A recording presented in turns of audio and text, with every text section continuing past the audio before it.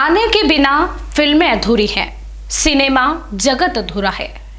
गाने के बिना तो जिंदगी भी अधूरी है और इसी जिंदगी को पूरे करने वाले यानी कि सिनेमा जगत के गायक और संगीतकार बप्पी लाहिड़ी की आज जन्मदिन है। आज उनका जो है जन्मदिन है और उसी के उपलक्ष्य में उनके बारे में, उनके इतिहास के बारे में और कैसे किन किन फिल्मों में और कौन से गाने उन्होंने गा रखे हैं जो आज भी उनका एक शब्द गाने का सुनते ही हमारे जुबान पर पूरा गाना आ जाता है।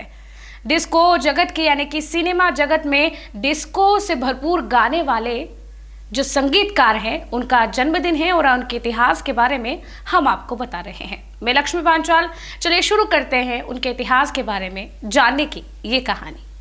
प्रसिद्ध गायक और संगीतकार बप्पी लाहिड़ी का आज जन्मदिन है। 27 नवंबर 1952 को कलकत्ता, पश्चिम बंगाल में पैदा हुए बप्पी लाहिड़ी का वास्तविक नाम अलोकेश लाहिड़ी था। सोने के गहनों से लदे बप्पी लाहिड़ी के संगीत में अगर डिस्को की चमक दमक नजर आती थी तो उनके कुछ गाने सादगी और गंभीरता से परिपूर्ण हैं।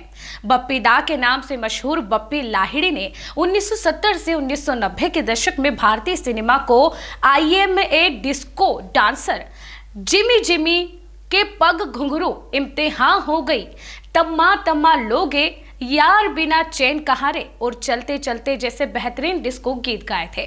16 फरवरी 2022 को बप्पी लाहिड़ी का मुंबई में देहांत हो गया था। बप्पी लाहिड़ी एक धनाट्य संगीत घराने से ताल्लुक रखते थे। उनके पिता अपरेश लाहिड़ी प्रसिद्ध बंगाली गायक थे। उनकी माता बांसुरी लाहिड़ी का भी बांग्ला संगीतकार ही थी।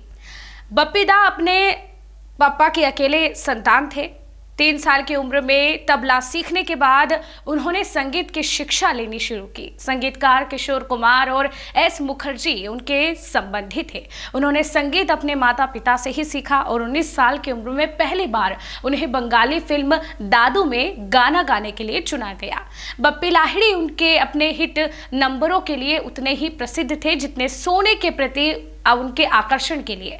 उन्होंने आखिरी बार 2020 की फिल्म बागी 3 के लिए गीत की रचना भी की थी।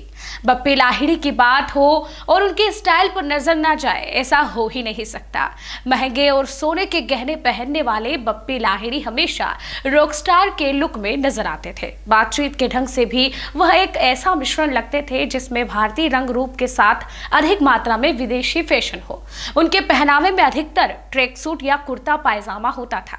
इसके साथ ही बप्पी लाहिड़ी अपने धूप के चश्मों को गर्मी हो या सर्दी कभी नहीं छोड़ते थे। उन्होंने अपने एल्बमों में अशोक कुमार और आशा भोसले की आवाज का बखूबी इस्तेमाल किया।